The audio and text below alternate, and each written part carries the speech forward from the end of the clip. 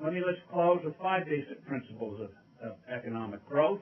One is the rule of law, especially individual equality before the law. If you don't have individual equality before the law, it's very hard for entrepreneurs to establish businesses that threaten an existing way of doing things.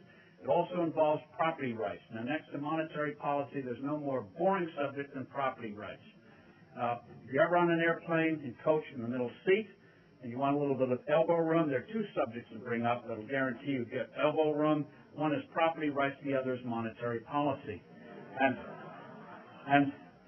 And on property rights, we take it for granted in this country that if you buy a house here, you can use a bank in California, Canada, Vermont, Thailand to finance it. In most countries around the world, they don't have those basic kind of broad-based property rights.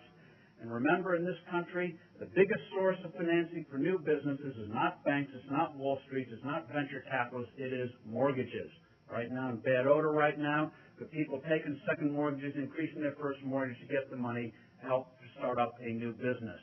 So a home is not just a place to live, it is also a capital creator, and property rights are essential. One example, a few years ago, in Egypt, the president of Egypt, Mubarak, asked a group of economists to do a census, actually it was his son, to find out who owns businesses in Egypt and who owns the homes in Egypt. They came back and gave the president the report. They said 88% of your housing in this country is illegal. He said even public housing was illegal.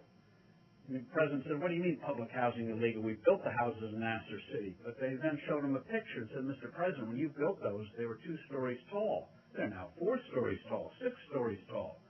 Problem in Egypt and elsewhere? Yes, people get deeds, but they have about 7 or 8 different property systems. So it's dead capital. Around the world, 4 billion people own what we estimated with Hernando de Soto, a proven economist, $9 trillion worth of assets that are dead capital because they don't have those basic property rights. Imagine unleashing in the world today $9 trillion of capital, what that would do for economic growth, innovation, job creation. So property rights basic, rule of law basic. Second one, sound money. Bob understands this. Money should be a stable value. Just think of what would happen if we had, say, floated the clock. 60 minutes, 1 hour one day, 48 minutes the next, 72 the next. We soon have to have derivatives, futures, hedges to figure out how many hours we're working each day. Keep it simple. Keep it simple. Countries that treat their currency with some respect do better than those that don't. If manipulating currency was the way to wealth, Argentina would rule the world today. Last I looked, it doesn't. The third basic one is taxes. Bob understands this too. Taxes just don't raise revenue for the government. They're also a price and a burden. The tax you pay on income, price you pay for working, tax on profits, price for success, tax on capital gains, the price you pay for taking risks that work out. And the proposition is a very simple one. When you lower the price of good things like productive work, risk-taking success, you get more of them. Again, countries that have more benign tax burdens do better than those that don't. Very, very simple. Fourth one, removing impediments to starting a business. This, of course, gets to the first principle in the rule of law. In this country, it's very easy to set up a business, not to succeed in one. You can do it in a few days. In New Zealand, you can do it in 24 hours on a computer. In most countries, it takes you months or years. If you want to see the truth of this, just look at a report that came out of the World Bank. Occasionally something good comes out of that institution. It's called Doing Business. And they survey 175 economies each year about everything, boring subjects like property rights, how many licenses you need to set up a business, how costly it is, all nitty-gritty stuff. No surprise, those that make it most difficult to set up legal businesses lag those that make it easy to set up legal businesses. After all, if you're an illegal business, and in most countries it's the only way you can survive, it puts a cap on how much you can grow. Because if you grow, suddenly you come to the attention of the authorities, and you have a whole, bribes become insurmountable.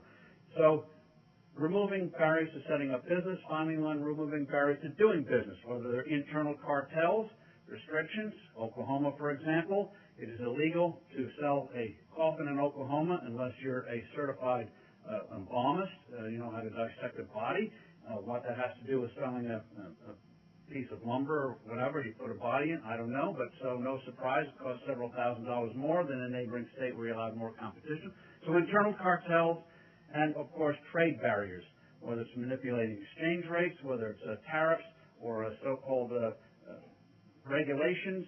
Yes, you do need regulations. James Madison was right. If we were angels, we would not need government. But sometimes they're designed to keep competitors out rather than simply to ensure the health and the safety of the public. So entrepreneurial capitalism, perfect? No, but human nature is not perfect.